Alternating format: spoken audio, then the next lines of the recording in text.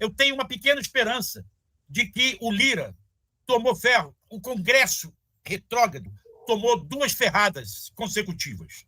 A primeira, na PEC da praia, do Flávio Bolsonaro. Eles tiveram que recuar.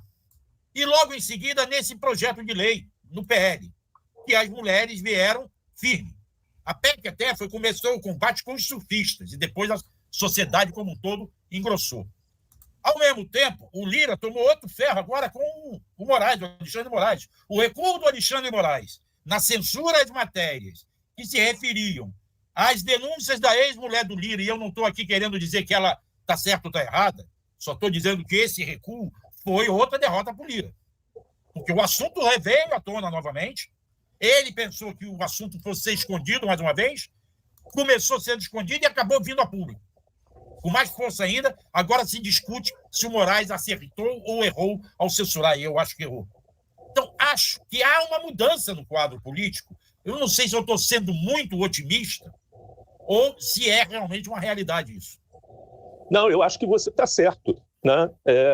O que a gente assistiu com o PL do estupro e esses outros que eu citei só vão somar, né, a esse caráter regressivo do Congresso, ele é muito importante. Agora, o Lira tomou ferro, a Daphne tem toda a razão, né? Mas aconteceu uma coisa também muito importante que eu acho que a gente tem que prestar atenção. Os líderes do governo Lula, eles se negaram a enfrentar a questão quando ela apareceu. Eles se negaram a enfrentar. E o que aconteceu? A sociedade civil ultrapassou o governo. Né? A sociedade civil saiu às ruas, saiu nas redes, saiu na mídia e colocou claramente limites a esse processo.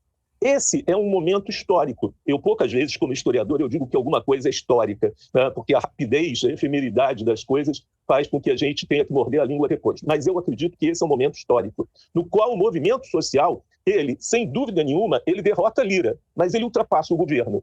Então tem uma lição também aqui, né, para o governo, para entender que tem limites em aceitar manobras dentro do Congresso em busca de manter uma maioria que é absolutamente reacionária nesse sentido.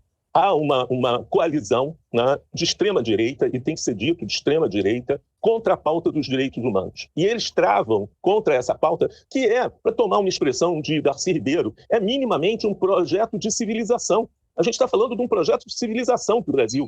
Como é que a gente pode viver? Vocês estavam discutindo antes da violência em São Paulo. A violência está no Brasil inteiro. Em São Paulo virou uma coisa epidêmica, ao ponto do governador ser citado por organizações internacionais sob risco de ser acusado de genocídio, né? É algo realmente inédito na história do Brasil.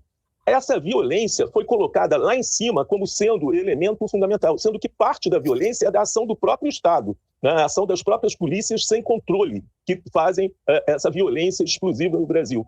E eles querem, de qualquer forma, tirar saúde, educação, direitos da mulher, direitos dos jovens da pauta, porque eles querem colocar uma pauta exclusivamente em violência, no qual eles não vão ter que se incomodar com os direitos humanos. É essa a natureza da guerra cultural dos fascistas. Eles querem dizer, não temos problemas, só temos o problema da violência, e a violência se resolve com armas, né? Colocando homens, né, brutais nos lugares centrais da administração do Estado. Essa é a natureza. Nesse evento, a gente fez muita questão de colocar a palavra enfrentamento. É preciso assumir o enfrentamento. Eu costumo dizer que a melhor coisa do governo Lula é o Lula, né? O Lula tem uma clareza disso. Ainda há pouco, nessa entrevista que ele fez no fim de semana, ele diz claramente, talvez eu tenha até que concorrer a um 4º mandato para evitar que o fascista volte. É isso. A gente está lutando contra o fascismo. Não estamos lutando, como em 2003 ou 2004, contra o PSDB, contra isso. É claro que esses caras todos se fascistizaram. Todos eles foram para a extrema-direita. Mas o problema agora é o fascismo, né? E contra o fascismo, a gente tem que ter muita clareza que precisa do enfrentamento. E enfrentamento político, cultural. Sem esse enfrentamento, a gente não vai esclarecer a população das diferenças entre civilização e barbárie.